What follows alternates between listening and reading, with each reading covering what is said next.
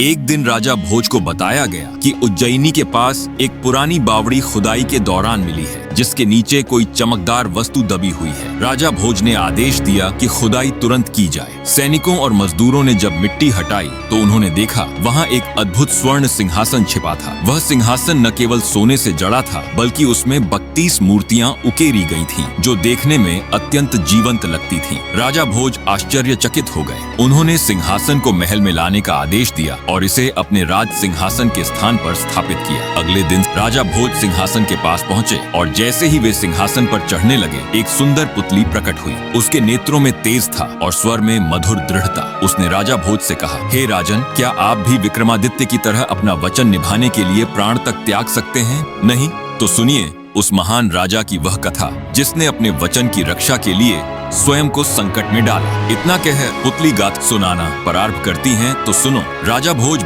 बहुत समय पहले की बात है। सम्राट विक्रमादित्य एक बार शिकार पर निकले। जंगल में विचरते हुए वे अपने सैनिकों से भटक गए और अकेले एक अज्ञात वन में जा पहुंचे। वहां उन्हें एक छोटी सी झोपड़ी दिखी। उस झोपड़ी में एक वृद्ध भील और उसकी पुत्री रहते थे। विक्रमादित्य ने अपना परिचय नहीं दिया। वे थके और भूखे थे। भील परिवार ने उन्हें प्रेम पूर्वक भोजन कराया और रात विश्राम करने को स्थान दिया। अगले दिन जब वे चलने लगे तो भील कन्या ने झिझकते हुए कहा, स्वामी, क्या आप मुझे यह वचन देंगे कि कभी न कभी फिर मिलेंगे? राजा ने मुस्कुराकर कहा, मैं राजा विक्रम हूँ। मैं वचन देता हूँ कि 1 वर्ष के भीतर तुम्हारे पास लौटूंगा। कन्या ने श्रद्धा से सिर झुका लिया और राजा वापस उज्जैनी लौट आए। समय बीतता गया। युद्ध, नीति, न्याय, उत्सव, राजा अपने कार्यों में व्यस्त हो गए, लेकिन भील कन्या को दिया वचन उन्होंने नहीं भुलाया। जब 1 वर्ष पूरा होने को आया तो उन्होंने अपने मंत्रियों से कहा, मुझे एक आवश्यक कार्य से कुछ दिन बाहर जाना है। राजकाज तुम संभालना। मंत्रियों ने पूछा, महाराज, आप कहाँ जा रहे हैं? राजा मुस्कुराए और बोले, एक वचन निभाने। राजा अकेले उस जंगल में पहुँचे जहाँ उन्होंने वचन दिया था। वही झोपड़ी, वही कन्या, लेकिन इस बार झोपड़ी सूनी थी। वृद्ध भील का निधन हो चुका था। कन्या राजा को देखकर भाव विभोर हो उठी। मुझे विश्वास नहीं था कि आप वचन निभाएंगे,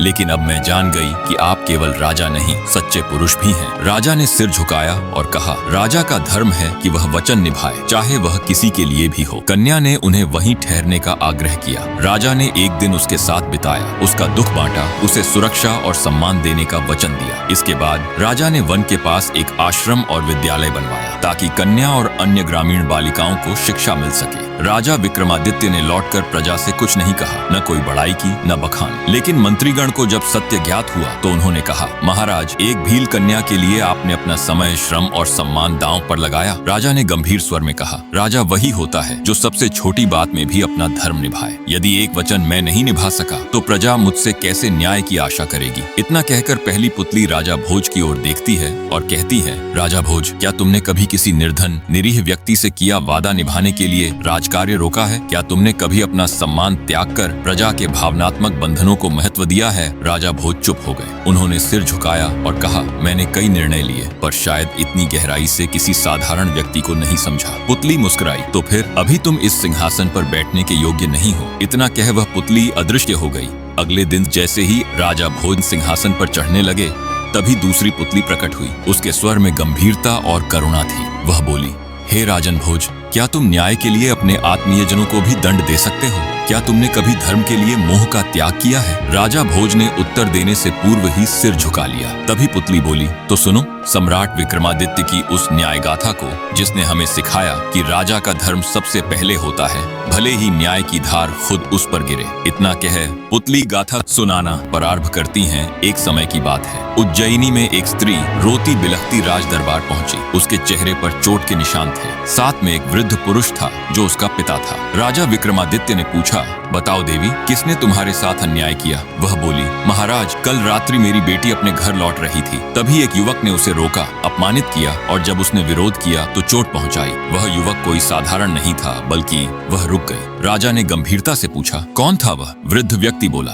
महाराज, वह आपका ही पुत्र था, युवराज धर्मसेन। दरबार में सन्नाटा छा गया। सारे मंत्रीगण स्तब्ध रह गए। राजा विक्रमादित्य चुपचाप उठे। उन्होंने युवराज को बुलवाया। युवराज आया और पिता की दृष्टि देखकर समझ गया कि कि मामला गंभीर है। राजा बोले, धर्मसेन, क्या यह सच है कि तुमने उस कन्या का अपमान किया? युवराज सिर झुकाकर बोला, पिताश्री, मैं अपने आचरण के लिए लज्जित हूँ। उस दिन मैंने मद्यपान किया था और मेरी बुद्धि भ्रष्ट हो गई। यह पाप मुझसे हुआ। सभा में शोकपूर्ण मौन व्याप्त हो गया। राजा ने कहा, तो फिर अब मैं राजा नहीं, केवल न्याय का सेवक हूँ। उन्होंने सैनिकों को बुलाया और आदेश दिया, युवराज को अपराधी की भांति नगर में घुमाया जाए, फिर नगर सभा में ले जाकर दंडित किया जाए, जैसे किसी सामान्य अपराधी को किया जाता। प्रजा इस निर्णय से चकित रह गई। कुछ लोग बोले, महाराज बहुत कठोर हैं, लेकिन अधिकांश जनता ने कहा, आज हमें विश्वास हुआ कि न्याय अंधा होता है। यही कारण है कि उज्जयिनी का नाम अमर है। युवराज को दंड मिला, कुछ दिन का कारावास, सार्वजनिक क्षमा और दंड स्वरूप निर्धनों के लिए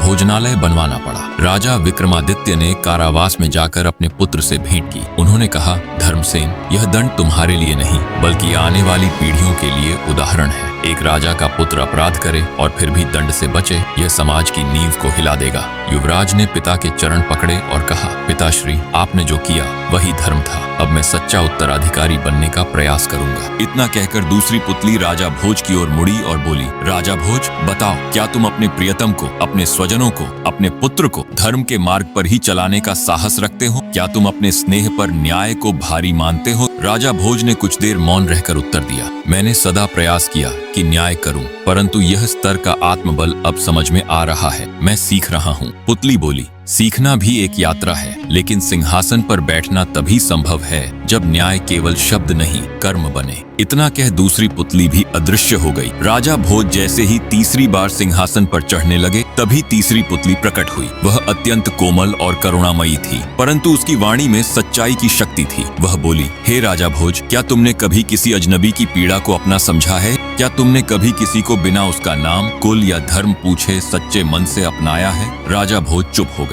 पुतली बोली, तो सुनो राजा विक्रमादित्य की वह कथा, जब उन्होंने एक अज्ञात भिक्षुक की सेवा ऐसे की जैसे वह स्वयं उनका बंधु हो। एक बार उज्जयिनी में दुर्भिक्ष पड़ा, सूखा, अकाल और रोग। राजा विक्रमादित्य स्वयं नगर की गलियों में निकलकर लोगों को भोजन, औषधि और सहारा देने लगे। इसी दौरान एक अंधा वृद्ध भिक्षुक उज्जयिनी की सीमा पर बैठा दिखा। उसके कपड़े फटे थे, चेहरा धूल से सना था और शरीर क्षीण था। राजा विक्रमादित्य, जो उस समय साधारण वेश में नगर भ्रमण कर रहे थे, उसके पास रुके। राजा ने पूछा, बाबा, आप कहाँ से आए हैं? वृद्ध बोला, बेटा, अब तो यह भी याद नहीं। भूख और अकेलेपन ने सब कुछ भुला दिया है। राजा ने उसका हाथ थामा और कहा, आज से आप मेरे साथ चलिए, मैं आपका पुत्र बनूंगा। राजा ने उस वृद्ध को सीधे राजमहल लाकर अपने निजी कक्ष में स्थान दिया।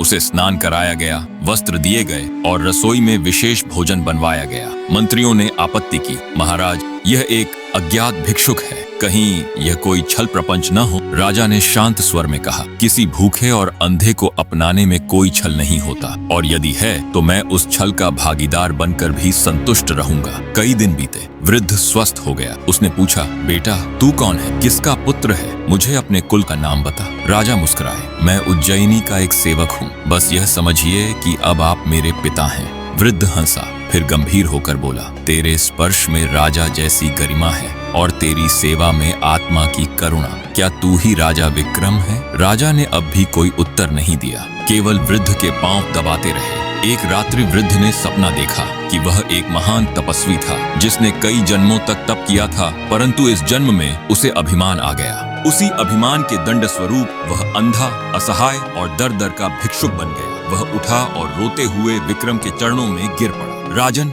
अब मैं जान गया हूँ कि आप कौन हैं। मैं उस ईश्वर का ऋणी हूँ जिसने मुझे आपके रूप में मोक्ष का मार्ग दिखाया। राजा ने उसे उठाया और कहा, यदि आप सीख गए तो जीवन सफल है, आप मेरे पिता समान हैं। राजा ने उसकी आंखों का उपचार कराया और कुछ महीनों में उसकी दृष्टि लौट आई। राजा ने उज्जयिनी में एक उत्सव रखा। उसमें वृद्ध को सम्मान पूर्वक मंच पर बुलाया गया और कहा, यह वह महान आत्मा है जिनकी सेवा कर मैं धन्य हुआ। सभा में उपस्थित हर जन ने राजा की विनम्रता और करुणा को देखा और सराहा। इतना कहकर तीसरी पुतली राजा भोज की ओर मुड़ी और बोली, राजन, बताओ, क्या तुमने कभी किसी भूखे, अंधे, निर्धन व्यक्ति को अपनाकर स्वयं की सुविधा छोड़ दी? क्या तुमने कभी किसी को निस्वार्थ सेवा दी, यह जाने बिना कि वह कौन है? राजा भोज गंभीर हो गए और बोले, मैंने यथासंभव दान और सहायता दी है, पर ऐसी करुणा, ऐसी सेवा बिना नाम पूछे करना, वह मैंने नहीं किया। पुतली बोली, तो जब तक तुम सेवा को केवल दान समझते रहोगे और किसी को अपनाने से पूर्व उसका नाम पूछते रहोगे, तब तक तुम इस सिंहासन के योग्य नहीं। इतना कह तीसरी पुतली भी अदृश्य हो गई। अगले दिन राजा भोज ने फिर से सिंहासन पर चढ़ने की चेष्टा की। तभी चौथी पुतली प्रकट हुई। उसके नेत्रों में अग्नि थी और स्वर में तेज था। वह गंभीर होकर बोली, राजा भोज, क्या तुम जीवन के संकटों में अपने कर्तव्य से डिगे बिना न्याय कर सकते हो? क्या तुमने कभी मृत्यु के मुंह में जाकर भी किसी पराये प्राणी के लिए न्याय दिलाया है? राजा भोज कुछ कह न सके। पुतली बोली, तो सुनो उस दिन की कथा जब राजा विक्रमादित्य ने नागलोक जाकर एक नाग कन्या को न्याय दिलाया और स्वयं काल के द्वार पर खड़े हुए। एक दिन उज्जैनी के राजप्रासाद में एक अद्भुत घटना हुई। मध्य रात्रि में राजसभा के आंगन में एक विचित्र ज्योति प्रकट हुई और उसमें से एक स्त्री स्वर सुनाई दिया, राजा विक्रमादित्य, मेरी पुकार सुनो, मैं नागलोक की कन्या हूँ, मुझे अन्याय से बचाओ।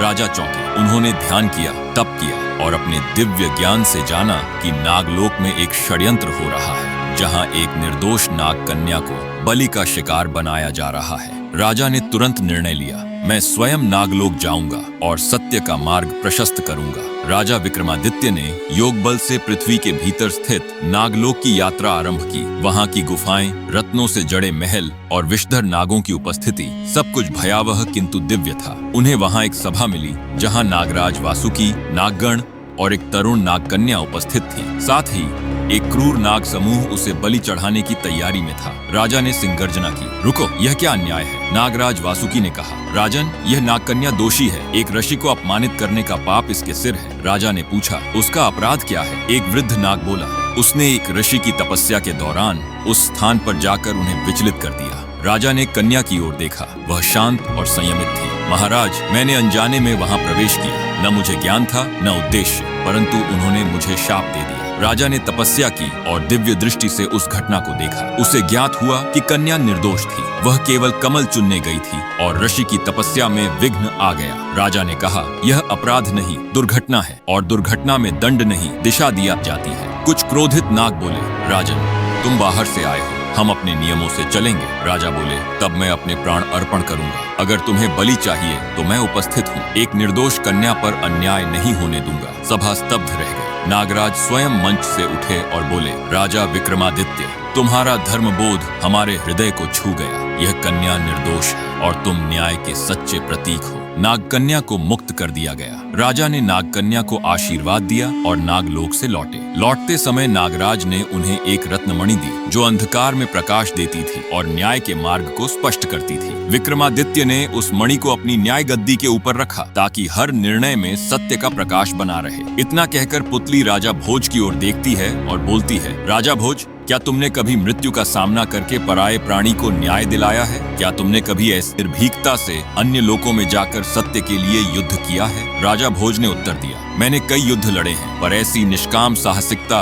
और न्याय की तीव्रता वह मेरे भीतर नहीं थी। पुतली बोली, तब तुम अभी इस सिंहासन के योग्य नहीं। यह केवल उस व्यक्ति का स्थान है जिसने धर्म को प्राणों से ऊपर रखा। इतना कह चौथी पुतली भी अदृश्य हो गई। राजा भोज जैसे ही 5वीं बार सिंहासन पर चढ़ने लगे, तब प्रकट हुई 5वीं पुतली। वह शांत, ममतामयी और गंभीर थी। उसके स्वर में करुणा थी, पर उसमें प्रश्न छिपा था। वह बोली, हे राजा भोज, क्या तुमने कभी अपनी माँ की इच्छाओं के लिए अपने राजपद, यश और अहंकार को त्यागा है? क्या तुमने कभी जननी को देवता के समान समझा है? राजा भोज चुप हो। तब पुतली बोली, तो सुनो, सम्राट विक्रमादित्य की वह कथा जब उन्होंने अपनी माँ की एक छोटी सी इच्छा के लिए अपना राजपाट तक त्याग दिया। राजा विक्रमादित्य जब उज्जैनी के सम्राट बन चुके थे, तभी एक दिन उनकी वृद्ध माँ अत्यंत शांत मुद्रा में बैठी थी। उनकी आंखों में स्मृतियां थीं, अपने पुत्र का बचपन, उसके संघर्ष और अब उसकी राजगद्दी। राजा ने उनसे पूछा, माँ, आप चुप क्यों हैं? आपकी सेवा में कोई कमी है क्या? माँ ने मुस्कुराकर कहा, नहीं पुत्र, सेवा तो अपार है, पर हृदय में एक इच्छा बची है। राजा ने उत्सुकता से पूछा, कहिए माँ, वह क्या है? माँ बोली, पुत्र, जब तू छोटा था तो मैं तुझे दिन में कई बार गोदी में लेकर लोरी गाया करती थी, पर जब से तू राजा बना है तुझे गोदी में लेने का अवसर ही न मिला। अब मन करता है एक बार तू फिर मेरी गोदी में सिर रखकर सोए, जैसे बचपन में सोता था। राजसभा में यह बात किसी को नहीं पता थी, पर विक्रमादित्य ने उसी क्षण निर्णय लिया। उस रात उन्होंने अपने राजमुकुट और राजवस्त्र उतारे, केवल एक साधारण वस्त्र पहना, माँ के पास गए और बोले, माँ, आज मैं राजा नहीं, केवल आपका पुत्र हूँ। माँ के आंचल में सिर रखकर वह लेट गए। माँ के हाथों ने उनके बालों को सहलाया और वे लोरी गाने लगी। राजा की आंखों से आंसू बह निकले। वह बोली, अब मेरा जीवन सफल हो गया। अगले दिन मंत्रीगण आए, पर राजा राज सिंहासन पर नहीं थे। वे चिंतित हुए। राजा को साधारण कक्ष में मां की गोदी में लेटा देख वे चकित रह गए। प्रधानमंत्री ने कहा, महाराज, आपने राजकाज त्याग कर यह क्या कर दिया? राजा बोले, एक दिन का राजकाज रुके तो कोई हानि नहीं, पर एक मां की आत्मा की तृप्ति वह काल भी नहीं लौटा सकता। राजा ने उस दिन सभा में आदेश दिया, जो कोई भी अपनी मां की सेवा करता है वह सच्चा नागरिक है। मातृभक्ति ही राष्ट्रभक्ति की जड़ है। उसी दिन उन्होंने नगर में मातृ पूजन दिवस घोषित किया, जिसमें हर नागरिक को अपनी माता को सम्मान देने, उनकी सेवा करने का उत्सव मनाने को कहा गया। राजा विक्रमादित्य ने अपने महलों में माताओं के लिए एक विश्राम गृह बनवाया, जहां वृद्ध माताएं विश्राम कर सकें, भोजन पा सकें और सम्मान से रहें। राजा ने स्वयं उस भवन में जाकर भोजन परोसा, पांव दबाए और कहा, मेरे राज्य की वास्तविक शक्ति माताएं हैं, मैं उनका पुत्र बनकर धन्य हूँ। इतना कहकर पुतली राजा भोज की ओर मुड़ी और बोली, राजा भोज, क्या तुमने कभी अपनी माँ की एक साधारण सी इच्छा के लिए स्वयं का अहंकार छोड़ा है? क्या तुमने कभी माता की गोद में सिर रखकर अपने राजा होने का बोध त्याग दिया है? राजा भोज ने सिर झुकाकर कहा, मैंने सदा माँ को आदर दिया है, पर शायद उनका मन न पड़ सका। विक्रमादित्य जैसा मातृभक्त बनना मेरे लिए अभी शेष है। पुतली बोली, जब तक मातृभक्ति केवल शब्दों तक सीमित रहेगी और आत्मा से न जुड़ी होगी, तब तक यह सिंहासन तुम्हारे लिए नहीं। इतना कह पांचवी पुतली भी अदृश्य हो गई।